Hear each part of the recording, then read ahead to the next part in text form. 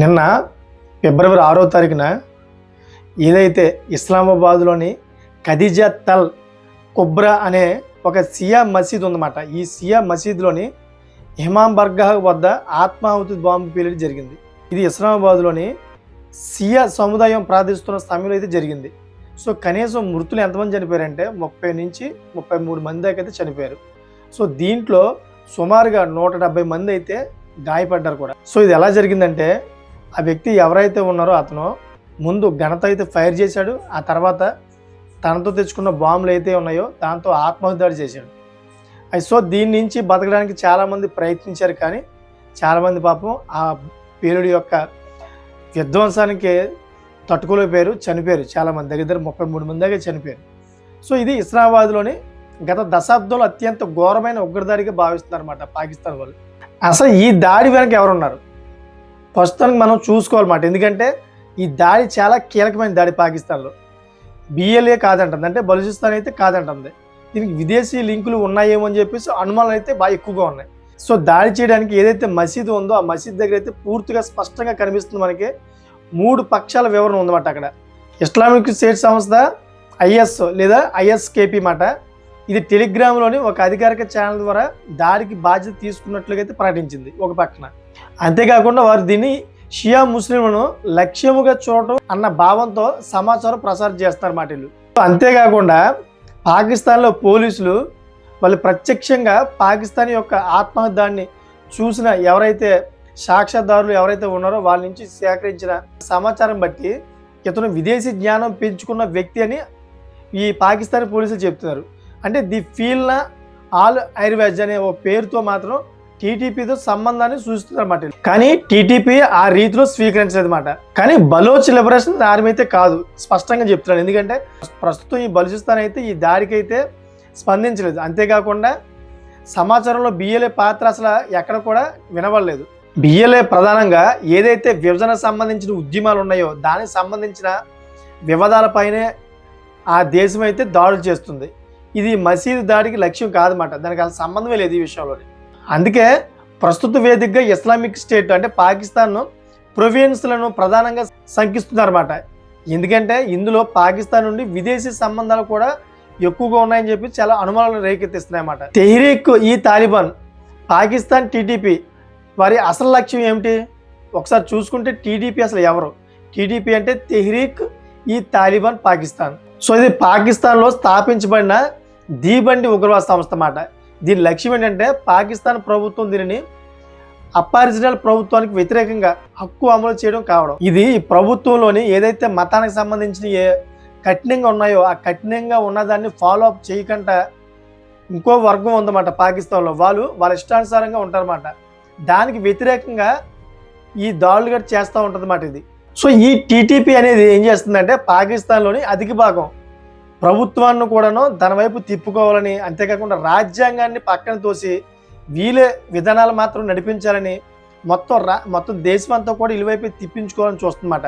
So ఏ మాటకి ఆ మాట చెప్పుకోవాలి, ఇది పాకిస్తాన్లోని ఆత్మహత్య దాడి జరిగిందో ఇది ఒక సెన్సర్స్తో సంబంధించిన హక్కుకు సంబంధించిన ఆత్మహత్య దాడి మాట. ఇది సెన్సర్లు చేస్తూనే ఉంటుంది మాట. ఇది ఇప్పుడు టీటీపీ వాజు ఐఎస్. టీటీపీ సాధారణంగా పాకిస్తాన్ ప్రభుత్వ లక్ష్యాలపై దాడులు చేస్తుంది, సెక్యూరిటీ సిబ్బందిపై ఉగ్ర చర్యలు కూడా చేస్తుంది. సో ఐఎస్ ఏం చేస్తుందంటే, ఐఎస్ అంటే ఇస్లామిక్ స్టేట్, ఇది మాత్రం ఎక్కువగా షియా ముస్లిం సముదాయాన్ని లక్ష్యంగా తీసేసే వైఖరి ఉందన్నమాట దీనికి. అంటే పాకిస్తాన్లోని 2 వర్గాలు ఉన్నాయని చెప్పాం కదా, దాంట్లో ఒక వర్గం ఏంటంటే షియా వర్గం, అదేవిధంగా ఇంకోటి సున్నీ వర్గం అన్నమాట. ఈ షియా వర్గానికి సున్నీ వర్గానికి పడదు. సో ఈ ఇస్లామిక్ స్టేట్ అనేది ఏంటంటే ఈ షియా వర్గం మీద ఎక్కువగా దాడులు చేస్తూ ఉంటుంది అన్నమాట. ఎందుకంటే వాళ్ళు కొంచెం వ్యతిరేకంగా ఉంటారని. ఇంకోవైపు చూసుకుంటే ఈ ఐఎస్ కూడాను ఇస్లామిక్ స్టేట్ ఏదైతే ఉందో ఇది కూడాను షియా మీద ఎక్కువ దాడులు చేయడానికి అయితే అవకాశం ఉంది. ఎందుకంటే ఈ షియా వీళ్ళ పద్ధతులు వేరేగా ఉంటాయి కాబట్టి వాళ్ళందరూ కూడా అనగదొక్కి వీళ్ళ వైపు తిప్పుకోవాలని యోచన చూస్తుంది. సో పాకిస్తాన్లో షియా ముస్లిం ఎందుకు లక్ష్యంగా చేసుకున్నారంటే, ఇక్కడ నేను ముందు చెప్పినట్టు షియా సున్నీ ఇద్దరు కూడా విభేదాలు ఎక్కువ ఉన్నాయి. పాకిస్తాన్ ఒక చిన్న భాగం అన్నమాట ప్రజలు వీళ్ళు. సో కొన్ని ఉగ్ర వర్గాలు షియా ముస్లింలను తమ ధర్మానికి వ్యతిరేకంగా భావించి అపోస్టేట్ అని నిర్వహించడం వలన దాడులు జరుగుతున్నాయంట.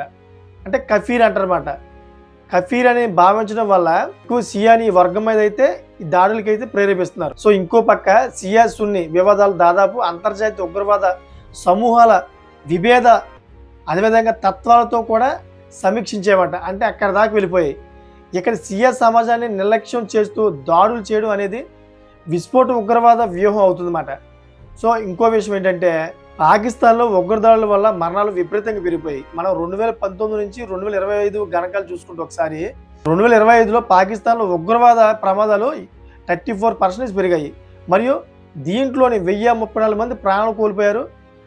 అదేవిధంగా సెక్యూరిటీ రిపోర్ట్స్ అన్నీ కూడా స్పష్టంగా చెప్తున్నాయన్నమాట. సో ఇంతేకాకుండా పిఐపిఎస్ అంటే సెక్యూరిటీకి సంబంధించింది ఇది 2019 తర్వాత స్పష్టంగా అయితే పునర్ప్రమించుకుందన్నమాట. సెక్యూరిటీ పరిస్థితి పక్కాగా సూచిస్తుంది. అది ఏ విధంగా అంటే ఈ మధ్యకాలం అంటే 2024 సంవత్సరంలో చాలా ఎక్కువగా అయితే ఈ దాడులు పెరిగిపోయాయని 2025లో మరణాల సంఖ్య చాలా ఎక్కువగా ఉన్నాయని చెప్పేసి ఈ పిఐపిఎస్ అయితే వివరిస్తుంది. అంతేకాకుండా భౌగోళిక రాజకీయ కోణం నుంచి ఒకసారి చూసుకుంటే ఆఫ్ఘనిస్తాన్ విషయంలో చర్యలు తీసుకోవాలని పాకిస్తాన్పై ఒత్తిడి కూడా బాగా పెరుగుతుంది. ఎందుకంటే పాకిస్తాన్ తరచూ అంటుందన్నమాట ఏమని, శత్రువులు ఆఫ్ఘనిస్తాన్ బార్బర్ ప్రాంతాల నుండే సాగే అవకాశాలు ఉన్నాయని, అందుకే ఆఫ్ఘనిస్తాన్ ప్రభుత్వం ఒత్తిడి ఎక్కువగా ఉందని చెప్పి ఎప్పటికప్పుడు పాకిస్తాన్ చెప్తూ ఉంటుంది. అయితే ఆఫ్ఘన్ తాలిబాన్ ప్రభుత్వం దీనిని తిరస్కరించింది. నిరూపణ లేని వాదనలు వినిపిస్తుందని చెప్పేసి పాకిస్తాన్కి అయితే రివర్స్ కౌంటర్ ఇచ్చింది. అంతేకాకుండా పాకిస్తాన్ అమెరికాతో సత్సంబంధాలు పెట్టుకొని అమెరికా వెనకాల తిరుగుతుందని చెప్పేసి ఈ ఆఫ్ఘనిస్తాన్ అయితే పేర్కొంటుంది, అంటే తాలిబాన్. సో ఇది ఒక ప్రస్తుత ప్రస్తావన కాదన్నమాట. కానీ పాకిస్తాన్ అమెరికా సంబంధం 5 సంవత్సరాలకు పైగా అయితే భిన్న రకాలైన వ్యూహాల కారణంగా అది ఇప్పుడు దాకా ఉంది. మళ్ళీ దాన్ని ట్రంప్ అండ్ అమెరికా దాన్ని కోరుకుంటారన్నమాట. అది బాగ్రాన్ ఎయిర్బేస్ అని దాని పేరు. సో ఇది ప్రస్తుతం ఇస్లామాబాద్ బాంబు దాడి వార్తలకు ప్రత్యక్ష సంబంధం లేదు అని చెప్పేసి మనకు తెలుస్తుంది. సో ఎందుకు సంబంధం లేదంటే ఇది ఒక గ్రేట్ హిస్టారికల్ అన్నమాట. ఎందుకంటే ఆఫ్ఘనిస్తాన్ యుఎస్ ఇంట్రెస్ట్ అంశం ఒకసారి కరెక్ట్గానండి. ఒకసారి చూసుకుంటే ఆఫ్ఘనిస్తాన్పై ఆపరేషన్కు పాకిస్తాన్ సిద్ధమవుతుందా? ప్రస్తుత పరిస్థితుల్లో పాకిస్తాన్ అంతర్య సమస్యల్లో పూర్తిగా ఫోకస్ ఉంటుంది. ఉగ్రవాద చర్యలు అదేవిధంగా సిఎస్ని ఈ వర్గాల విభేదాలు శాంతి తీసుకురావడంలో కష్టాలు ఇవన్నీ కూడా పాకిస్తాన్కి బాగా ఎక్కువైపోయాయి. ఇవన్నీ కూడా చాలా పెద్ద సవాల్గా మారిపోయాయి. దానివల్ల పాకిస్తాన్లోని అతలాకుతలాలు ఎక్కువగా అయినాయి. అయితే దీన్ని ఆఫ్ఘనిస్తాన్ ఒక అవకాశంగా తీసుకొని ఈ సున్నీ షియా ఈ 2 వర్గాల మీద కూడాను బాగా గొడవలు పెంచి ఈ బాంబు దాడులు ఏదైతే ఉన్నాయో బాంబు దాడులు ఆత్మదాడులు చేయించి మొత్తం పాకిస్తాన్ యొక్క ఆర్మీ ఏదైతే ఉందో ఆర్మీ అంతా కూడాను ఈ ఆఫ్ఘనిస్తాన్ వైపు మళ్ళీలా అయితే ప్రయత్నాలు చేస్తుందని చెప్పేసి ఒక పెద్ద కథనం అయితే నడుస్తుంది. మరి చివరికి చెప్పే విషయం ఏంటంటే ఈ ఆత్మాహుతి దాడి చేసిన వ్యక్తి ఎవరైతే ఉన్నారో ఇతను ఆఫ్ఘనిస్తాన్ నుంచి మొత్తం ట్రైనింగ్ అయ్యి పాకిస్తాన్కి తెలియకుండా పాకిస్తాన్ వ్యక్తి ఇతను పాకిస్తాన్కి తెలియకుండా ట్రైన్ అయ్యి పాకిస్తాన్లో ఆత్మాహుతి దాడి చేయించారని చెప్పేసి ఒక ప్రధానమైన ఆరోపణ. సో మీకేమనిపిస్తుంది?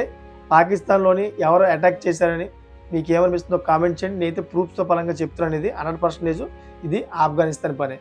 సో నా ఛానల్ నచ్చితే కనుక ఇటువంటి డీప్ రీసెర్చ్ వీడియోస్ కావాలనుకుంటే కనుక నా ఛానల్ సబ్స్క్రైబ్ చేసుకోండి. Thank for watching friends.